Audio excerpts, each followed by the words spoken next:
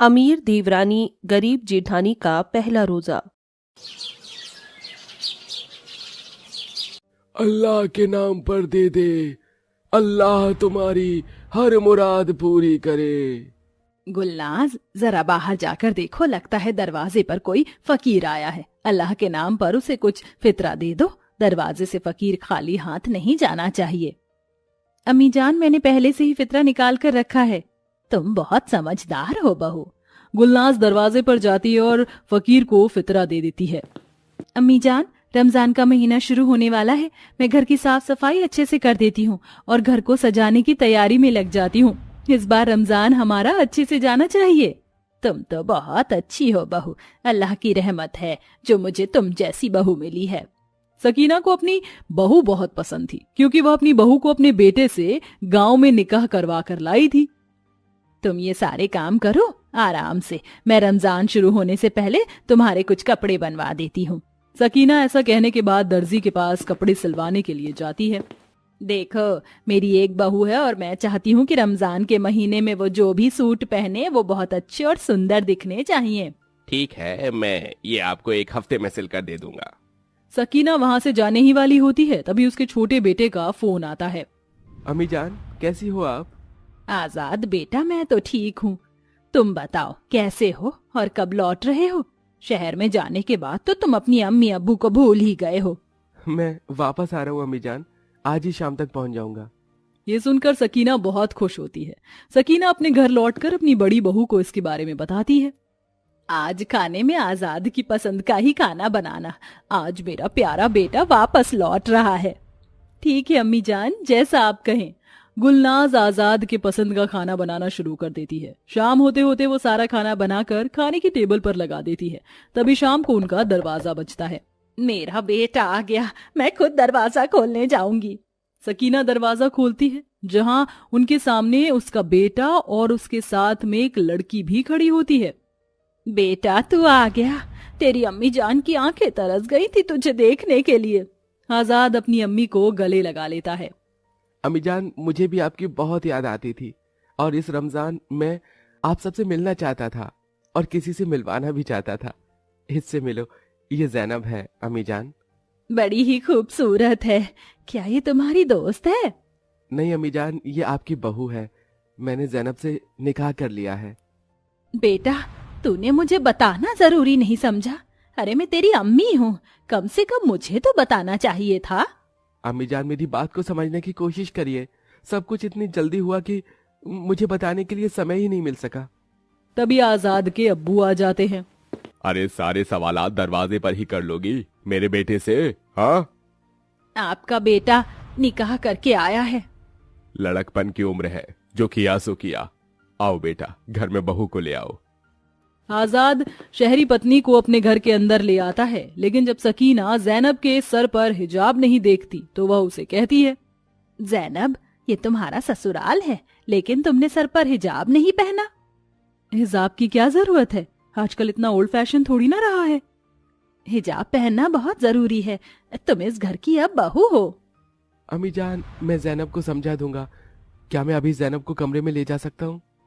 हाँ बेटा, ले जाओ ले जाओ। नजीर के कहने पर आजाद अपनी बीवी जैनब को अपने कमरे में ले जाता है, जहां वो उसे हिजाब पहनने के लिए कहता है। इधर सकीना गुस्से में बैठ जाती है। या अल्लाह, मैंने कभी सोचा नहीं था ऐसा। ये आजकल के बच्चे और उनकी सोच। सकीना को पहले दिन से ही शहर की बहू पसंद नहीं आती। वो उसकी गांव की बहू बहुत संस्कारी होती है, जो घर को अच्छे से समझती है। अब सकीना कुछ कर भी नहीं सकती थी। ऐसे ही कुछ दिन बीतते हैं और एक दिन सकीना अपनी दोनों बहू को बुलाकर कहती है, देखो, कल से रमजान का महीना शुरू है और मैं चाहती हूँ कि मेरी दोनों बहू रमजान के रोजे रखें। अम्मी जान, मैं तो कब से इंतजार कर रही थी कि रमजान के रोजे आए। मुझे इबादत करने में बहुत अच्छा लगता है। हाँ बहू, इन रमजान में अल्लाह से तुम अपने लिए कुछ अच्छा मांगना। सकीना के मुंह से ये सुनकर गुलनाज बहुत खुश होती है। इधर जैनब अपने मन में सोचती है, मेरी जेठानी तो अम्मी जान की पूरी ही चमची है। देखो तो सही, कैसे अम्मी जान के सामने अपने नंबर पर नंबर बना रही है। रोजा तो पता नहीं, लेकिन ये फालतू का ड्रामा जरूर कर रही है। जैनब, तुम्हें रोजा रखने में कोई मुसीबत तो नहीं है? नहीं अम्मी जान, मैं हर साल बचपन से रोजे रखती आ रही हूँ। मुझे रोजा रखना अच्छा लगता है।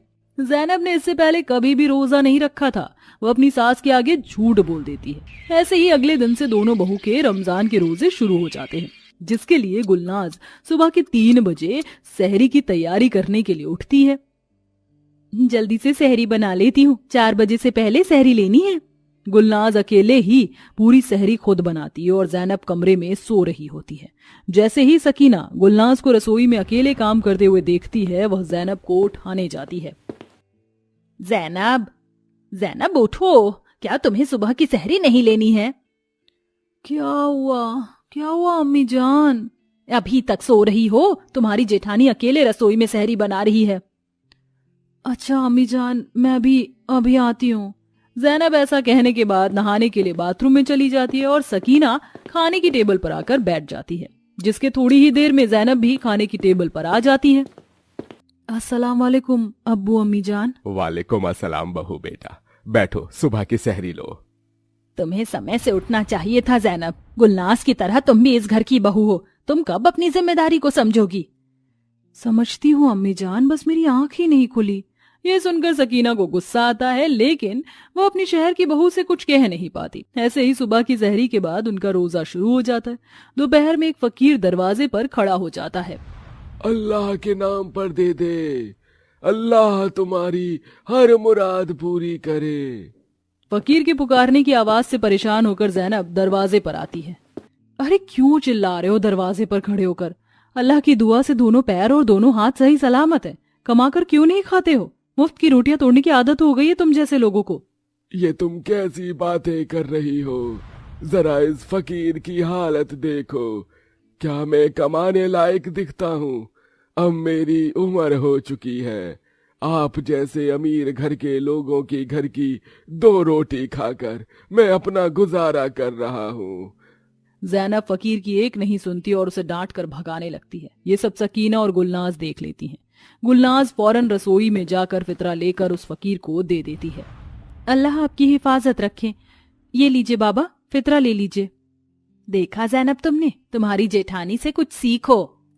गुलनाज के संस्कार घर में सभी को अच्छे लगते थे, तो वहीं जैनब के तौर तरीकों से सब तंग आने लगे थे। ऐसे ही रमजान के रोजे रखने के बाद भी जैनब रोजे के बीच में ही कुछ ना कुछ खा लेती है। किसी को क्या पता चल रहा है कि मैं कुछ खा रही हूँ?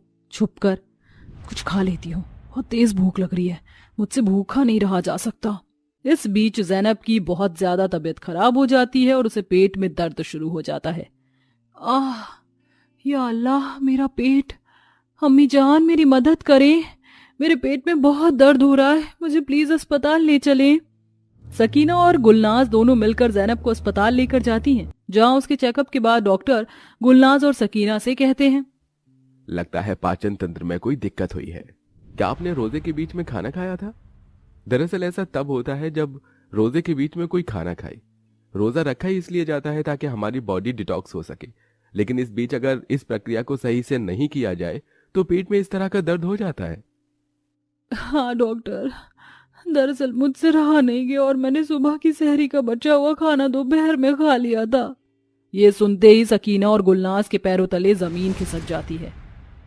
अम्मी जान मुझे माफ करना, मैंने सही तरह से रमजान के रोजे नहीं रखे, तभी मेरी ये हालत हो गई। अल्लाह तुम्हें रहम बख्शे। सकीना गुस्से में होती है और वापस घर लौट जाती है, जिसके बाद गुलनाज अपनी देवरानी को प्यार से समझाती है। अल्लाह मियाँ की हर पल हमारे ऊपर नजर होती है, हमें उन्हें मायूस नहीं करना चाहिए। तुम्हारे पास अभी भी वक्त है अल्लाह और अम्मी जान को खुश करने का। ये सुनने के बाद जैनब अपने गांव की देवरानी की तरह घर में एक संस्कारी बहू की तरह बनकर रहने की कोशिश करती है, जिसके चलते वह पूरे मन से सारे रोजे रखती है और रोजों के चलते वह हिजाब भी पहनती है। ये देख सकीना का गुस्सा उसके ऊपर से उतर जाता है। अब वह अपनी गांव और शहर की दोनों बहू के साथ खुशी खुशी रहने लगती है।